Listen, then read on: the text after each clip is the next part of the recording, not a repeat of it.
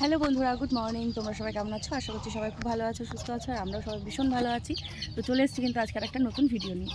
তো আজকে কী করছি সারাদিন সেটাই তোমাদের সঙ্গে শেয়ার করব, মানে ডেলি ব্লগ যেটা আমাদের, তো সেটাই তোমাদের সঙ্গে শেয়ার করব আজকে কী করছি সারাদিন ধরে। তো চলো পুরো ভিডিওটা দেখতে থাকো। আর সবার প্রথমে একটা কাজ আছে, এই যে আমার এই ছানাপোনাদেরকে বাইরে বের করা। তো এতক্ষণ হালকা হালকা মানে একটু কুয়াশা একটু বেশি পড়ছিল, তো যখন বেশি কুয়াশা পড়ে তখন ওদেরকে বার করি না, তখন রোদ উঠে গেছে ভালোই, আর বেলাটাও অনেকটা হয়ে গেছে, এখন 9:30 মতন বাজে। তো ওর জন্য ভাবছি যে তাহলে ওদেরকে এখন ছেড়ে দিই। তো চলো ওদেরকে আগে ছেড়ে দিই, তারপরে বাদবাকি কাজগুলো করবো। তো আর বাসি কাজগুলো তো মোটামুটি আমার হয়েই গেছে, যেমন ঘর ঝাড় দেওয়া, তারপরে বাসন টাসন যেগুলো টুকটাক চা টা খাওয়া, ওগুলো সব আমার হয়ে গেছে, কমপ্লিট হয়ে গেছে। এখন জল চলে এসেছে, জল ভরছিলাম, আর জল ভরতে ভরতে মনে পড়লো যে আমার ছানাপোনাদেরকে তো ছাড়া হয়নি, তো তাহলে ওদেরকে আগে ছেড়ে আসি। তো চলো ওদেরকে আগে ছেড়ে নিই। এই দেখো, এটা কি সুন্দর আনন্দ সহকারে বেরোয়, দেখো দেখো, আনন্দ সহকারে এরা বেরোয়।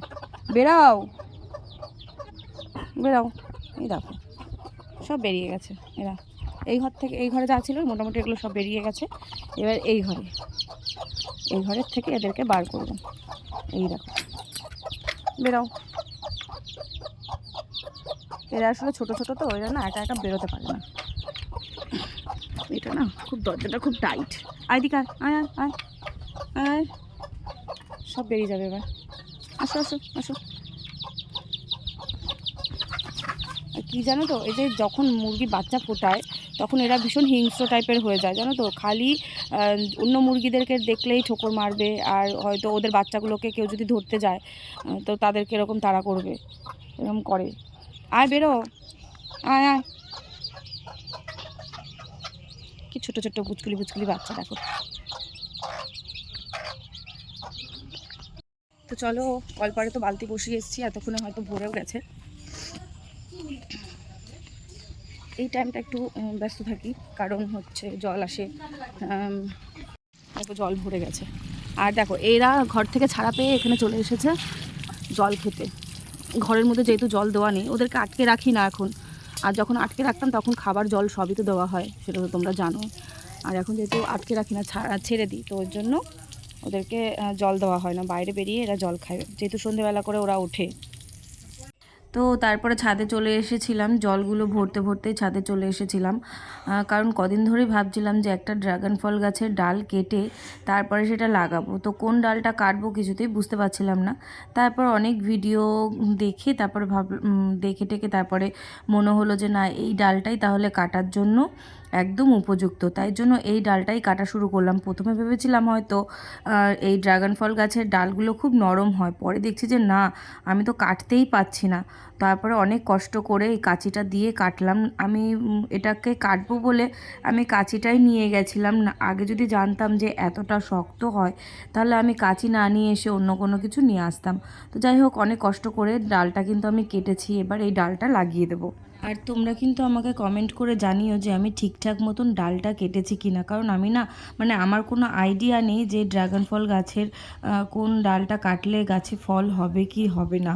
তো আমি ভিডিওর মধ্যে যেইটুখানি দেখেছি সেইটুখানি দেখেই আমি এই ডালটা কেটেছি। আর তোমাদের দাদা কিন্তু নিচ থেকে অনেকগুলো, আগের দিনকে একটা শর্ট ভিডিও পোস্ট করেছিলাম তোমাদের সাথে, যে অনেকগুলো পোকা ধরেছিল, তো সেই মাটিগুলোই নিয়ে এসেছিলাম। এইগুলো কিন্তু গোবর সার, তারপর বিচুলি টিচুলি দিয়ে এগুলো কিন্তু ভালো সার হয়েছে, তো সেই মাটিটাই নিয়ে এসেছিলো তোমাদের দাদা।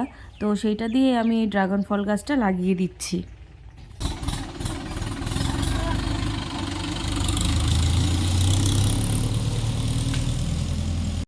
এখনই যেই গাড়িটা দেখলে সেই গাড়িটা কি তোমরা কেউ বলতে পারবে যে এটা কিসের গাড়ি? যারা শহরে থাকো তারা হয়তো বলতে পারবে না, কিন্তু গ্রামের মানুষরা কিন্তু এক ঝলক দেখাতেই বলতে পারবে। এটা হচ্ছে ধান ঝাড়ার মেশিন, মানে মেশিনের গাড়ি। তো এই মেশিনগুলো দিয়েই ধান ঝাড়া হয়। এখন আর মানুষ অত কষ্ট করে ধান ঝাড়ে না। আগেকার দিনে মানে আমি ছোটোবেলায় দেখেছি কিভাবে ধান ঝাড়ে না ঝাড়ে, তবে এখন সেইভাবে কিন্তু কেউ আর ধান ঝাড়ে না।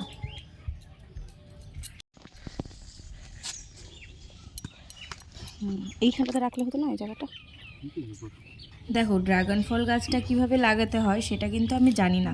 আগেরবার যেহেতু এইভাবেই লাগিয়েছিলাম তাই জন্য এইবারও কিন্তু এইভাবেই ড্রাগন ফল গাছটা লাগিয়ে দিলাম। আর আগেরবার গাছটা তো দেখেছো কতটা বড় হয়ে গেছে, আর ওখান থেকে ডাল কেটে নিয়ে এবার লাগালাম। গাছে একটা হনুমান উঠেছে কামরাঙা গাছে।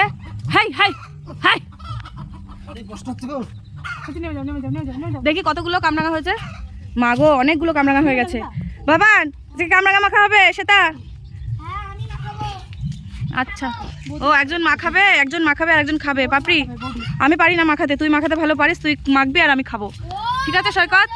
কে মাখাবে সৈকত? পাপড়ি? এই পাপড়ি মাখাবে?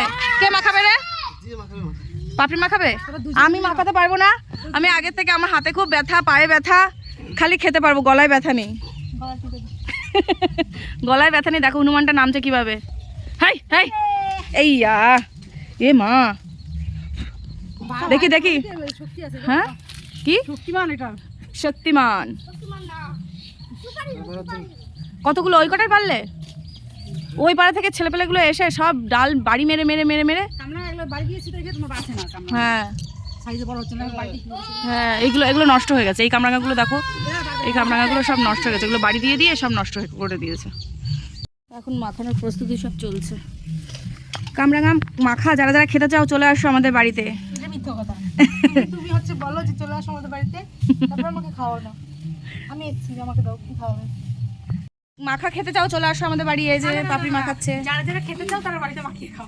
ও যারা যারা খেতে চাও তারা বাড়িতে গাছ লাগিয়ে তারপরে কামরাঙা মাখিয়ে খাও, তাই তো? না না, গাছ লাগিয়ে তারপরে কামরাঙাগুলো বড় হবে, তারপরে পেড়ে, তারপরে মাখা করে, তারপরে খাবো। আচ্ছা ঠিক আছে বাবা, খাবো। এটা ধুয়ে নাও। ধোয়া? আচ্ছা ঠিক আছে। আগে গাছ হবে, তারপরে আমরা কামরাঙা করে খাবো। আর সে তো এখনো স্নান করেনি, স্কুল থেকে আসলো, এখন করবে, করে তারপর পুজো দেবে। আমি ঠাকুরের ঘরে সব কিছু পরিষ্কার করে রেখে এসেছি, তো তারপরে পুজো দেবে। আর পাপড়ি তাড়াতাড়ি করে মাখা, কতক্ষণ লাগবে মাখাতে? আর কখন বসেছিস মাখাতে? তুই না দিলে কি আছে, আমার হাত রয়েছে, আমি খেয়ে নেবো।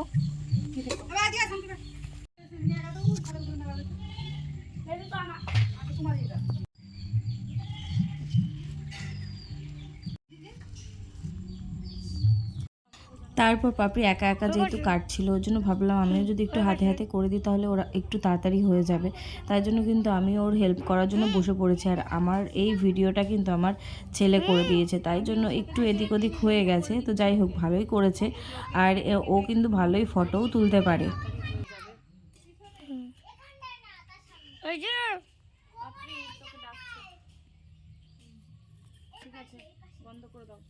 তারপর কিন্তু আমি একদম চলে আসলাম সন্ধেবেলায় একটু বসেই ছিলাম, বেকার বেকার বসে থাকতে থাকতে আর ভাল লাগছিল না। পরে ভাবলাম যে একটুখানি কিছু কাজ করি। তা আগের দিন রাত্রিবেলা তোমাদের দাদা কিন্তু আমাকে কয়েকটা ফেব্রিক এনে দিয়েছিল, তো সেই ফেব্রিকগুলো দিয়ে একটুখানি কাজে লাগিয়ে নিলাম। তবে এই কাজগুলো করব বলেই ফেব্রিকগুলো আনিয়েছিলাম, তাই জন্য বসে পড়লাম একটুখানি ফেব্রিকের কাজ করতে। আর তোমরা কারা কারা এরকম বাড়িতে অবসর সময়গুলো মানে কিভাবে কাটাও সেটাও আমাকে কমেন্ট করে জানিও। আর আমি তো সেরকমভাবে কাটাতেই পারি না, অবসর সময় সেরকম আমি পাই না। তো যেটুখানি পাই এই কদিন ধরে একটু মনে হচ্ছে যে এটা ওটা করি, তো ওর জন্য একটুখানি নিজেকে ভালো রাখার জন্য এটা ওটা করছি। তো এখন দেখছি যে না, ভালোই লাগছে কোনো কিছু করতে, তাই জন্য ভাবলাম যে আজকে বসেই তো রয়েছি, তাহলে এগুলো করে নিই। আর ওই ঘরে শ্রেয়ান এখন পড়তে বসেছে। আর দেখো একটা মুরগির বাচ্চার আওয়াজ কি পাচ্ছ?